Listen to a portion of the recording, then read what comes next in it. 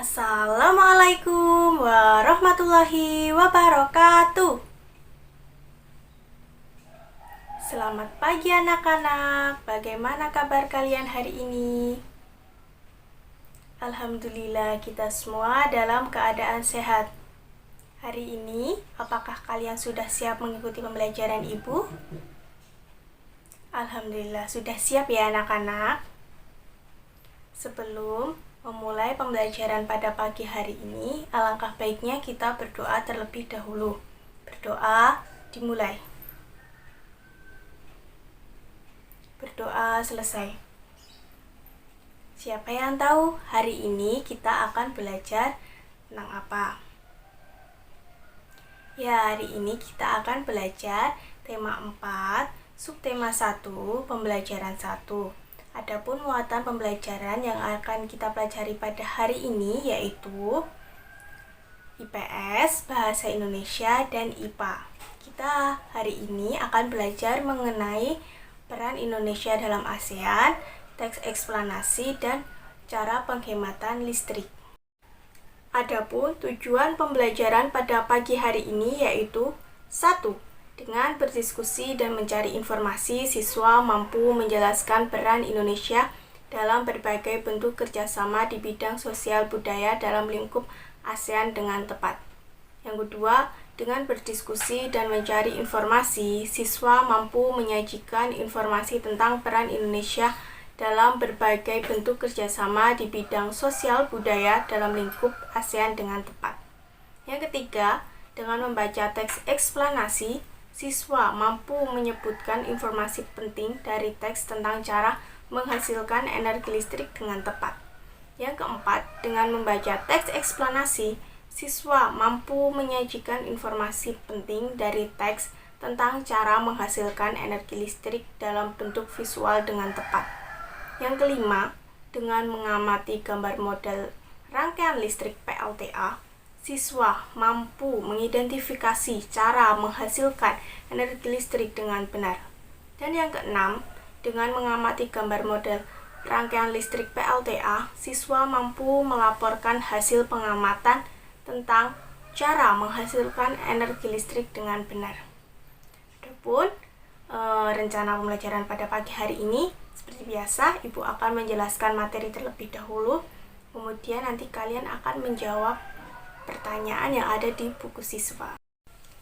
Sekarang anak-anak buka buku siswa halaman 2. Ibu akan menjelaskan terlebih dahulu. Globalisasi memungkinkan beragam produk dari negara lain dapat kita temui. Kita bisa menemui berbagai makanan dari negara lain seperti pizza, jam tangan, atau boneka dari negara lain. Produk Indonesia juga bisa ditemui di luar negeri, misalkan batik. Perkembangan komunikasi dan transportasi menjadi barang-barang tersebut mudah ditemui di negara lain. Jadi, transportasi yang dapat membawa berbagai produk tersebut seperti pesawat, dan kan sekarang ada komunikasi melalui media sosial, melalui gadget, sehingga kita tahu apa saja produk-produk yang ada di luar negeri. Dan orang luar negeri akan tahu produk-produk apa saja yang ada di Indonesia. Sekarang kalian membuka buku siswa halaman 3. Di situ ada artikel yang berjudul Menlu Hillary Clinton promosikan angklung ke dunia. Kalian baca dan pahami artikel tersebut ya anak-anak. Bagaimana anak-anak? Sudah selesai membaca dan memahami serta mencermati artikel tersebut? Bagus. Sekarang kalian lihat di bawah artikel terdapat 3 pertanyaan. Sudah?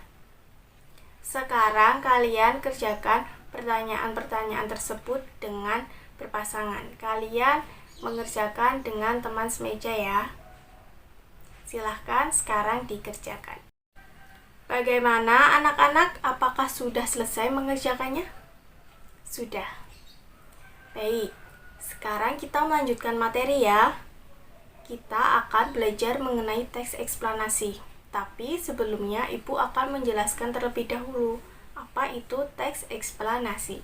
Teks eksplanasi adalah teks yang berisi tentang proses, mengapa, dan bagaimana tentang suatu peristiwa alam, ilmu pengetahuan, sosial budaya, dan yang lainnya. Sifat dari teks eksplanasi biasanya informatif berdasarkan fakta. Selanjutnya, teks eksplanasi terdiri dari 3 bagian, yaitu 1. Pernyataan umum, berisikan tentang suatu topik yang hendak dijelaskan.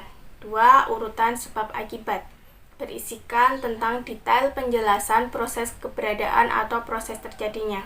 Dan yang ketiga, interpretasi atau kesimpulan, berisikan tentang kesimpulan dari suatu topik yang telah dibahas. Ciri-ciri teks eksplanasi yaitu 1. Berisikan informasi berdasarkan fakta. 2. Informasinya bersifat ilmiah. Dan yang ketiga terdiri dari pernyataan umum, urutan sebab akibat, dan interpretasi atau kesimpulan. Bagaimana anak-anak? Apakah sudah jelas mengenai materi teks eksplanasi yang disampaikan oleh Ibu tadi? Sudah, bagus. Nanti kalau misalnya kalian belum paham, kalian dapat bertanya dulu kepada Ibu sebelum mengerjakan tugas-tugasnya ya. Sebelumnya, perhatikan dulu. Ini Ibu membawa gambar apa ya? Siapa yang tahu? Nih, anak-anak. Ya, bagus sekali. Ini adalah gambar dari pembangkit listrik tenaga air. Mengapa Ibu membawa gambar ini? Karena nanti kita akan belajar mengenai pembangkit listrik tenaga air. Ya, anak-anak. Ini adalah gambar pembangkit listrik tenaga air. Nanti kita akan belajar mengenai PLTA atau pembangkit listrik tenaga air. Tadi Ibu membawakan gambar apa? Ya, betul sekali. Gambar PLTA atau pembangkit listrik tenaga air. Mengapa Ibu membawakan dan menunjukkan gambar tersebut? Ya, karena hari ini kita akan belajar mengenai PLTA atau pembangkit listrik tenaga air. Sekarang kalian buka buku siswa halaman 6. Di situ ada teks eksplanasi ilmiah yang berjudul menghasilkan energi listrik pembangkit listrik tenaga air. Ibu akan membacakan teks tersebut, kalian menyimaknya, memahami, dan kalian dapat membaca dalam hati. Menghasilkan energi listrik pembangkit listrik tenaga air. Listrik memiliki peran penting di era globalisasi.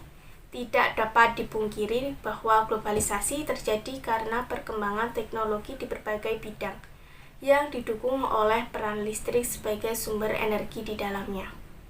Dengan ditemukannya televisi, komputer, dan telepon genggam, arus informasi kemudian menyebar dengan begitu cepat ke berbagai negara di berbagai belahan dunia. Kebutuhan akan listrik kemudian menjadi suatu hal yang harus dipenuhi bagi semua negara di era globalisasi saat ini. Listrik dihasilkan di pusat pembangkit menggunakan berbagai sumber energi. Pada pembangkit listrik tenaga air atau PLTA, air dari waduk atau sungai masuk melalui pintu yang diatur oleh katup pengaman. Air kemudian masuk ke tangki pengamanan tekanan. Air di dalam pipa besar mengalirkan dan mengarahkan air ke turbin, kemudian melalui katup pengatur tekanan untuk mendapatkan tekanan energi yang besar. Energi potensial air kemudian menggerakkan turbin. Energi gerak tersebut kemudian diubah menjadi energi listrik oleh generator. Energi listrik dari generator kemudian diatur kapasitas tegangannya dan dialirkan oleh transformer. Energi listrik kemudian dibagikan ke konsumen oleh saluran transmisi. Komponen utama pada semua pembangkit energi listrik adalah turbin dan generator. Turbin tersebut harus bergerak untuk menghasilkan energi gerak, yang kemudian diubah menjadi energi listrik oleh generator.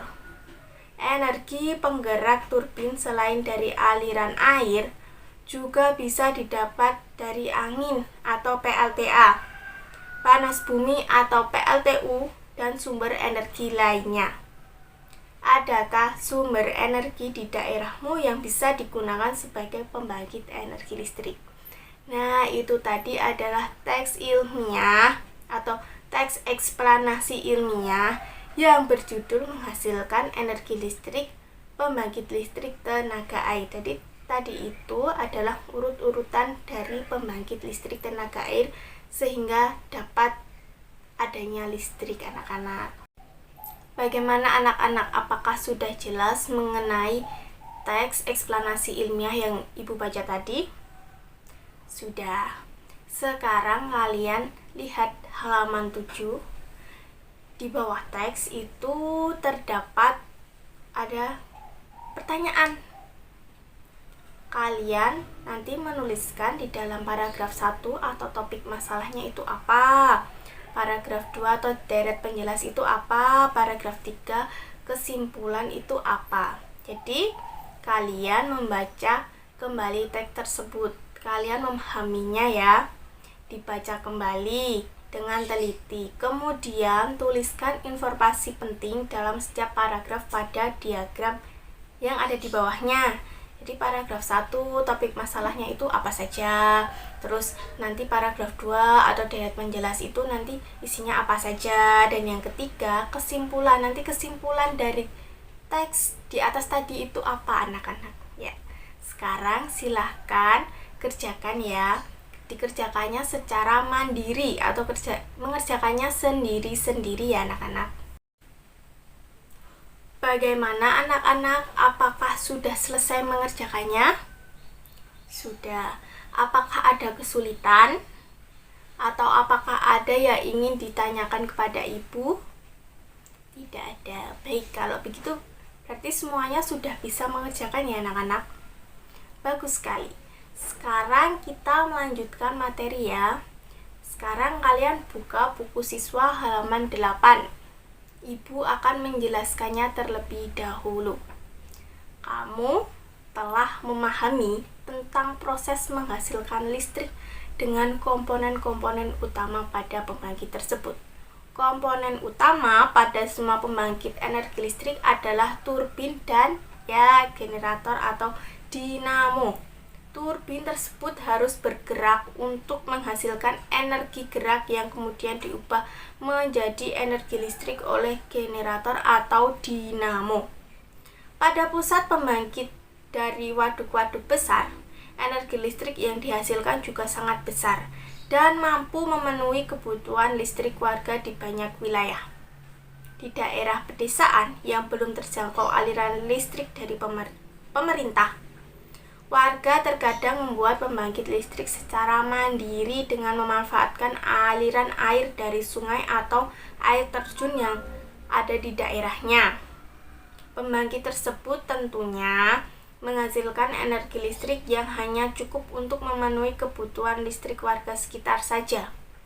Pembangkit listrik tersebut dinamakan pembangkit listrik mikrohidro yang memanfaatkan sumber energi alternatif dari aliran air yang ada di lingkungan sekitar. Jadi, kalau masih ada di daerah pedesaan yang belum mendapatkan listrik dari pemerintah, biasanya mereka menggunakan PLTA itu atau pembangkit listrik tenaga air dari sungai, dari waduk, ataupun dari air terjun. Dan biasa disebut dengan pembangkit listrik mikrohidro. Jadi seperti itu ya anak-anak. Dapat dipahami?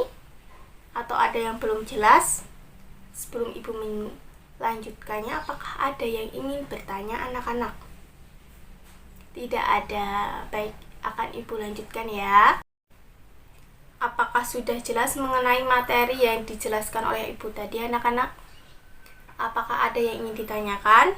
Tidak ada. Berarti semuanya sudah jelas ya. Sekarang kalian perhatikan di halaman 8, yaitu amati gambar pembangkit tenaga listrik mikrohidro.